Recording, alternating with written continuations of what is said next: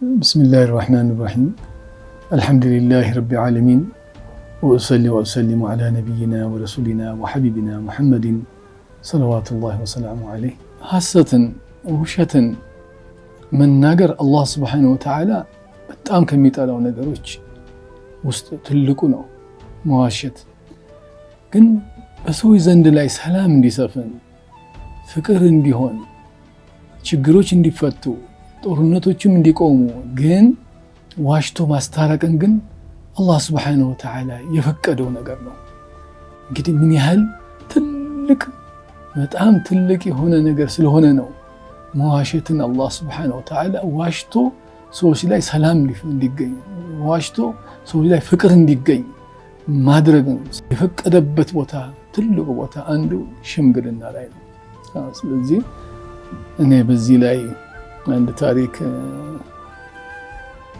ትዝ የሚለኝ ረጅም ጊዜ ነው። አንድ ወቅት ላይ በጣም የሚዋደዱ ሁለት ወንድማማቾች ነበሩ። ማለትም በአኺራ ወንድማማችነት ማለት ነው፣ የስጋ ወንድማማችነት ሳይሆን በጓደኝነት ያሉ ሰዎች ናቸው። እና እነዚህ ሰዎች አብረው አንደኛው በገንዘቡ አንደኛው በጉልበቱ በእውቀቱ አብረው አንድ ላይ ሆነው ይሰሩ ነበረ። ያው ትልቅ ስራ ነው፣ ትልቅ ካምፓኒ ነው የሚሰሩት የነበሩት። ውጭ ሀገር የኖሩ ሰዎች ናቸው፣ ውጭ ነዋሪዎች የነበሩ ናቸው። እና ወደ ሀገር ውስጥ ላይ መጥተው እዛ ውጭም እየኖሩ ሀገር ውስጥ ላይ ሆነው እዚህ ላይ ያው ገንዘባቸው ማለት ነዋያቸውን አፍሰው ነበር የሚሰሩት። እና አንደኛው በእውቀቱ ነው፣ አንደኛው በገንዘቡ ነው። እና እነዚህ ተዋደው እየሰሩ እያሉ እነሱ ደግሞ ውጭ በሚሆኑበት ሰዓት ደግሞ ሁለቱም ደግሞ የእህቶቻቸው ልጆች ደግሞ ከነሱ ስር ሆነው ደግሞ እንዲሰሩ ደግሞ ያደርጓቸው ነበረ። ሁለቱም የእህቶቻቸው ልጆች የሆኑ ማለት ነው። እና እንግዲህ አራቱ ነው ነበር ማለት ነው የሚሰሩት የነበረው በጋራ። እና እነዚህም ሁለቱ የእህት ልጆቻቸው ደግሞ ወጣቶች ናቸው። እነሱ ናቸው አብዛኛው ስራው የሚሰሩት፣ እነዛ ከበላይ ሆነው የሚቆጣጠሩት። ይህን የሰሩ እያሉ የኖሩ እያሉ ያው ትልቅ ሀብት ነበር አፈሩም ከነበረባቸውም። በእንደዚህ ሁኔታ ላይ ያሉ አንደኛው እውቀቱ የሚሳተፍ የነበረው ወንድም ወደ አኺራ ሄደ። ያው በሰላም የነበረው ነገር ሁሉ ነገር ምንም ሐቁን ምኖችንም ሁሉም የነበረው በገንዘብ ላይ የነበረው ሰውዬ ሐቆችን በሙሉ በትክክል አሟልቶ ያው በሰላም ያው ወደ አኺራ ቢሄድም ለቤተሰቦች የሚገባ ሁሉ አድርገው በሰላም የጨረሱና ሰላማዊ ሆነው እየኖሩ ነበረ። አሁን እንደዚህ በዚህ መካከል እያለ ያኛው ሲን ደግሞ እነዚህ ደግሞ ሁለቱም ወጣቶችም ደግሞ ያው እነዚህም ደግሞ አብሮ መሄድ አልተቻለም። ያው ተለያዩ። በዚህ መካከል ላይ በእነዚህ በዋናው ባለገንዘቡ መካከልና በዚህኛው የሞተ እህቱ ልጅ መካከል ንብረት ነበረ እና ንብረት ነበር። እነዚህ ወጣቶችን በጉልበታቸው ነው የነበሩት ተሳታፊ የነበሩት። ግን ሆኖም ግን ንብረት ደግሞ ይሄኛው ደግሞ ይሄ ወጣቱ ልጅ ደግሞ ከዚህኛው ቤተሰብ ጋር ንብረት በስሙ ላይ ነበር። ግን አብዛኛ ግን ሀብቱና ምኑ እዛው የድሮም የአጎቱ ጓደኛ ጋር የነበረ ነው። እንደዚህ እንዳለ ያው ተለያዩ።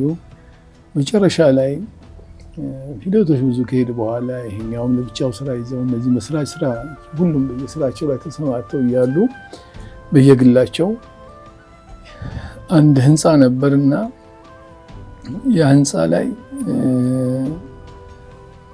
እነዚህ ባለገንዘቡ የነበሩት ሰውዬ ህንፃውን መሸጥ ፈለገ። ሲፈልግ ያው ውልና ማስረጃ ወደ ሲሄድ የዛ የወንድም ስም እዛ ውስጥ አለበት። ስለዚህ ያው መጨረሻ ያን ደግሞ አስፈለገ። በቃ ይሄን ንብረት ለመሸጥ ምንም እንኳን የነበረው የድርሻ ብዛት ትንሽ ቢሆንም ግን እሱም ደግሞ እዛ ላይ ስሙ ስላለ ግዴታ የሱ መፈረም ግዴታ እሱ ጋር መስማማት ደግሞ ግድ ሆነ እና ከስንት አመት በኋላ ያው በሄ ጉዳይ እንደገና አገናኛቸው። በዚህ መሃል ላይ ያው ወደኔ ጉዳዩ መጣና እኔ ጋር ሽምግልና እኔ ጋር መጣ። ይሄ ከመሆኑ በፊት ያው ፍርድ ቤት ላይ ተካሰው ነበር። ይሄኛው ይገባኛል እኔም ስም ያለኝ ሐቅ አለኝ በሚል ያው ፍርድ ቤት ተካሰው ነበር። ከፍርድ ቤት ክስ ሂደቶች በኋላ ነው ከብዙ ሂደቶች በኋላ ነው ወደኔ ወደ ሽምግልና ያመጡት እና በኋላ መጨረሻ ያው አላህ ወፈቀና አላህ Subhanahu Wa Ta'ala ተውፊቅ ሆነና ተስማሙ እንዲስማሙ አደረኳቸው። ተስማሙ የተወሰነ ገንዘብ ሊሰጡት እና እሱ ደግሞ ስማቸውን ደግሞ ለነሱ ደግሞ ያው በተቃዋሚ ባለመሆን ስማችን እንዲዞር ደግሞ ላይቃወም በዚህ አይነት ላይ ተስማማ። አሁን በዚህ በተስማሙ ላይ ያው እንግዲህ ግዴታ ሄደው ፍርድ ቤት ላይ ሄደው መስማማታቸውን መግለጽ አለባቸው እና በዚህ ላይ ያንን ገንዘብ ለሱ ቃል የተገባለት ገንዘብ አለ። ፍርድ ቤት ይሄዱና አውላዛ ፍርድ ቤት ሄደው ጉዳዩን በሽምግልና ጨርሰናል ተስማምተናል ይላሉ። ከዛ ልክ ይሄ ልንገባ ነውና ፍርድ ቤት ልንገባ ነውና ተስማምተናል ልንነውና ኡስታዝ አለ። እንግዲህ ምንድነው ከዚህ በፊት ምን ሆነ ድንገት ይሄ አንደኛው ወገን ይመጡና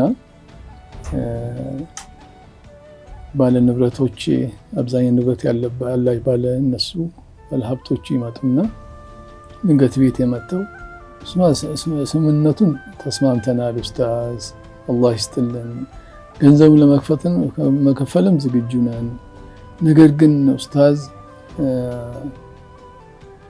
ገንዘቡ አሁን እጃችን ላይ የለም ይሉኛል። እንዴት ታች ወላሂ በቃ ሞከርን ገንዘቡን ማግኘት አልቻልንም ከውጭም የሚመጣውንም እዚህ ማግኘትና ለሱም ሰጠና በገንዘብ አልቻልንም። ስለዚህ ጊዜ አንድ 15 ቀን ያስፈልገናል ይሄን ገንዘብ ለመስጠት ባይሆን ይሄው ካርታው ይሄው የቤት ካርታው ይሄው ኡስታዝ አንተ ጋር ይቀመጥ ባክን ኡስታዝ እንደው ይሄ ነገር አንድ መፍትሄ አድርግልን እንደ ተስማማ ማድረግህ እንደሆነ አድርግልንና እንደ ኡስታዝ እንደ አንድ መፍትሄ ብታደርግልን አሉ። ወላሂ ከባድ የሆነ ነገር ነው። መጨረሻ እንግዲህ እንደው አላህ እነዚህን ሰዎች መፈረጅ በጣም ኸይር የሆነ ነገር ነበረ። ምክንያቱም ይህ ጥሩ ሰው ነበረ በጣም ባለገንዘቡ የነበረው ሽርካሱ በጣም አላህን ፈሪ በጣም ደግ ሰው በጣም ጥሩ ሰው እንደሆነ አውቅ ነበረ እና ደግሞ ውጭ ሀገር ነው ያለው። ውጭ ላይ ደግሞ ሆኖ ደግሞ ሆስፒታል ላይ ነው ያለው። ሆስፒታል ተኝቷል። ስለዚህ እሱም ደግሞ እንደገና በቴሌፎን በቃ ኡስታዝ እንደው አንድ 15 ቀን ስተን ሰብስበን እንሰጣለን እንደው እኔም ይኸው አልጋ ላይ ነኝ ያለሁት አለኝ። ከዛ በቃ መጨረሻ ምንም ዱዓ አደረኩኝ ወደ አላህ ተወከልኩኝ እና ሂዱ አልኳቸው ፍርድ ቤት እና ፍርድ ቤት ሄዱ። በቀጠሮ ቀን ሄዱ። እዛ ፍርድ ቤት ላይ ሆነው ሁለቱም እንደተገናኙ ወጣቶቹ በኋላ ይሄኛው ወገን እንደኛ ወጣት ደወለልኝ እና ይሄ ኡስታዝ ያው ፍርድ ቤት ደርሰናል ያው ልንስማማ ነው ገንዘቡን ተቀብለሃል ወይ አለኝ። በኋላ ምን አልኩት አው ገንዘቡን ተቀብያለሁ አልኩት። እሺ መርሐባ አለ። በኋላ እዛው ሄደው ተፈራረሙ። የፍርድ ቤትን ጉዳይ ተዘጋ። መጨረሻ ይህ ወንድም ያው ገንዘቡ ሊቀበል ወደኔ መጣ። ሲመጣ ቤት አስቀመጥኩት። ትንሽ ምክር ነሲሃ ነገርኩት እና ትንሽ ሶብራቸው ገንዘቡ አሁን ጋር የለም ስለዚህ ኢንሻአላህ እኔም ዋስ ሆናለሁ እና ስለዚህ ሶብር አድርግ ከአላህ ዘንድ ነው ኢንሻአላህ አጅርና ሷብ ታገኛለህ አብሽር አልኩት። ይህን ስለው ይሄ ምን አለኝ ይሄ ወጣት ልጅ መርሐባ እሺ ኡስታዝ አለ መርሐባ እሺ አለኝ። والله በጣም እኔም ደስ አለኝ እንደው አላህ እንደው እሺ እንዳልክ አላህ መርሐባ አላህ እሺ ይበልህ እኔም ዱዓ አደረኩለት። አላሳፈረኝም። ከዛ በኋላ ከ15 ቀን በኋላ እንደተባለው እነዛም ደግሞ ሰዎች ደግሞ አመቱና ደግሞ ገንዘቡን ደግሞ ሰጡኝ። ያንን ወንድምን ጠራው እነሱንም ጠራው እዛ ገንዘቡን ሰጠሁት ዱዓ አደረግንና ጨረስን። ከዛ ሌላው በጣም የሚገርመውና አላህ Subhanahu Wa Ta'ala ያየነው ነገር ምን ነበረ? ያ አላህ የሚፈራው ጥሩ ሰውዬ ያ ጥሩ ነጋዴ ያ ገንዘቡን ለሽርክና ያበቃ ለነዚህ ሁሉ ሰዎች ለበጎ ነገር ያበቃው ሰውዬ እንዳልኳችሁ ሆስፒታል ላይ ነበር ተኝቶ ነበረ እና ሆስፒታል ያለ ልክ ደወልንለት። ብዙ አመት አልተገናኙም ነበረ ከዚህኛው ጋር እና ከነሱ ጋር አገናኘሁት። በስልክ ዱዓ አድርጎ አፉ ተባብለው ዱዓ አደረገላቸው ዱዓ ተደራረጉ አፉ ተባባሉ። በስልክ ላይ ዱዓ አደረጉ ዱዓ ተደራረግን። ይሄን ካደረገ በኋላ አላህ Subhanahu Wa Ta'ala አላህ ሲነግር እንደው አልহামዱሊላህ ከአንድ ሳምንት በኋላ ይህ ወንድም ሆስፒታል የነበረ ወንድም ወደ አኺራ ሄደ ሞተ። አላሁ አክበር። እናሱም ሞተ ያማራ ሞተ። ይሄኛውም ገንዘቡን አግኝቶም አፉታውንም አግኝቶም ሁሉም አግኝቶም በዚህ አይነት ሁኔታ ላይ ሁሉም ነገር አለቀ። አልহামዱሊላህ የሆነው እንግዲህ ለሰዎች ሰላም እንዲሆን ሰዎች ላይ ሰላም እንዲወርድ ሰዎች ላይ ፍቅር እንዲወርድ ሰዎች ላይ ክፋት እንዳይኖር ለዚህ ነው ሸሪዓውም አላህ Subhanahu Wa Ta'ala ዋሽቶ እንኳን ማስታረቅን አላህ የፈቀደበት እና እኔም እንዲሁ በህይወቴ ላይ እንዲህ አይነት ነገሮችን አጋጥሞኛል። እዚህ አልহামዱሊላህ አላህ ይወፍቀን።